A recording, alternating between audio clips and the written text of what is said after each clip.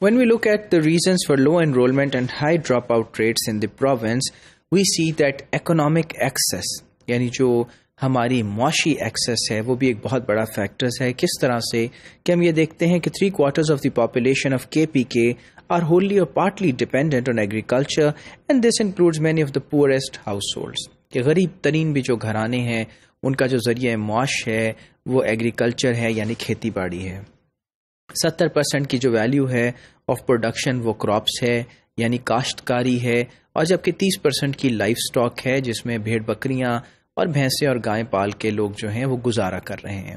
تو ہم یہ دیکھ سکتے ہیں کہ اتنی بڑی پاپولیشن جو ہے اس کی ڈپینڈنسی لینڈ پہ ہے اور لائف سٹاک کے اوپر ہے.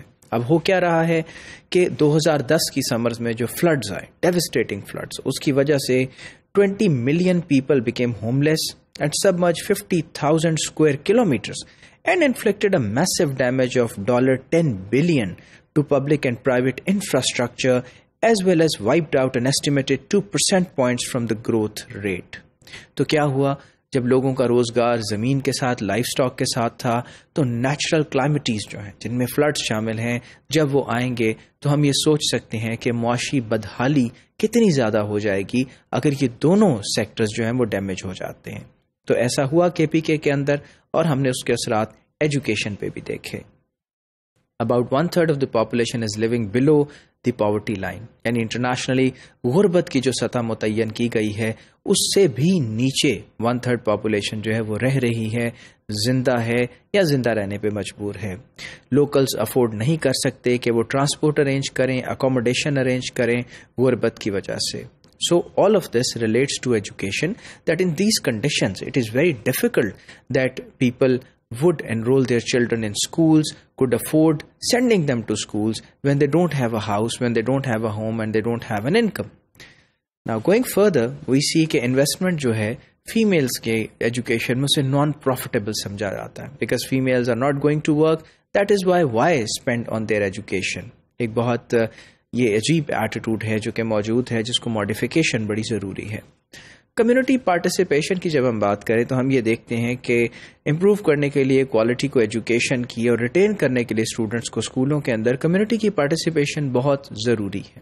جو ارد گرد کے لوگ ہیں، رہنے والے لوگ ہیں، جب تک وہ موٹیویٹ نہیں کریں گے، بتائیں گے نہیں کہ ایجوکیشن کے کیا فوائد ہیں اور اس سے کیا بہتری آ سکتی ہے، تب تک جو ہے ہم اسٹوڈنٹس کو ریٹین نہیں کر سکتے اسکولوں کے اندر.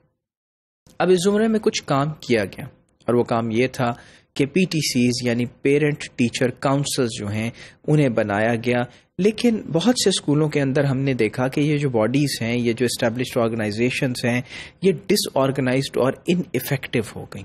یعنی ایک تو ان کو آرگنائز نہیں کیا گیا، مینج نہیں کیا گیا، اور پھر اس کی وجہ سے ان کے ایفیکٹس جو ہیں وہ نہ ہونے کے برابر ہوتے چلے گئے. Further lack of effective community participation یہ ہے کہ one of the main factors جس نے لمٹ کر دی ہماری جو انرولمنٹس ہیں اور ڈراپ آؤٹ ریٹ کو بھی بڑھا ڈالا.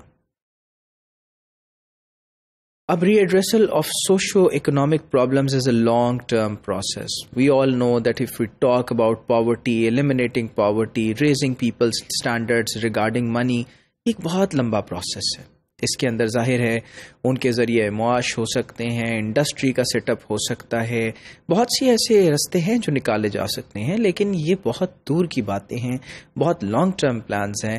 اور ان لانگ ٹرم پلانز کے ساتھ جو ہم یہ دیکھتے ہیں کہ ایجوکیشن کے جو مینیجرز ہیں اور جو لوگ ایجوکیشن کے اوپر کام کر رہے ہیں، شاید یہ ان کے اسکوپ سے بیونڈ ہے. ان کی یہ جو جورسڈکشن ہے جس میں وہ کام کرتے ہیں، یہ چیزیں تو اس سے باہر کی ہیں.